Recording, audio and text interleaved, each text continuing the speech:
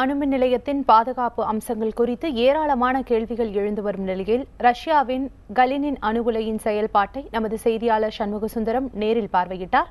இதுகுறித்து அவர் தரும் கூடுதல் தகவல்களை பார்க்கலாம். தற்போது உடுமிலா ஏரியிலிருந்து நாம் பேசிக் கொண்டிருக்கிறோம். ரஷ்யாவின் உள்ள இந்த உடுமிலா ஏரியில்தான் கலினின் அணுமின் நிலையத்திலிருந்து வெளியேற்றப்படுகின்ற எரிபொருளை குளிர்விப்பதற்காக பயன்படுத்தப்பட்டு வெளியேற்றப்படுகின்ற தண்ணீர் இந்த ஏரியில் தான் கலக்கப்படுகிறது. இந்த ஏரியில் கலக்கப்படுகின்ற நீர் பாதுகாப்பாக கலக்கப்படுகிற என்று விஞ்ஞானிகள் கூறுகின்றனர். தற்போது கலினின் அணுமின் நிலையத்திலிருந்து நீராவி வெளியேற்றப்படும் காட்சிகளை பார்த்துக் கொண்டிருக்கிறோம். இந்த புகை குண்டுகள் வழியாகத்தான் நீராவி வெளியேற்றப்படுகிறது. ரஷ்யாவில் 20க்கும் மேற்பட்ட அணுமின் நிலையங்கள் இருந்தாலும் இந்த குறிப்பாக கலினின் அணுமின் நிலையம் குறித்து நாம் பேசுவதற்கு காரணம் இங்கு அமைக்கப்பட்டுள்ள VVER 1000 மெகாவாட் உற்பத்தி செய்யப்படும் அணு உலைகள் இதே போன்றுதான் அணு உலைகள் நமது கூடங்குளத்திலும் அமைக்கப்பட்டிருக்கின்றன.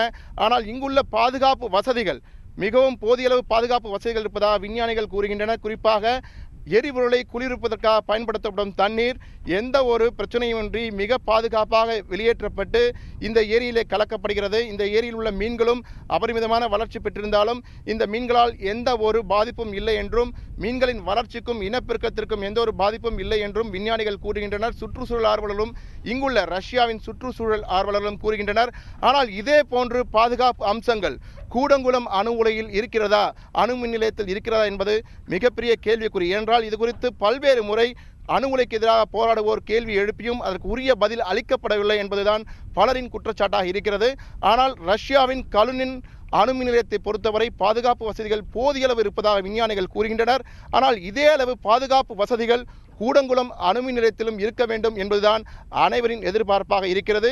அதற்குரிய சந்தேகங்களுக்கெல்லாம் பதில்களை மத்திய அரசும் அணுமின் நிலையத்தின் நிர்வாகம் அளிக்கும் என்று எதிர்பார்க்கலாம்.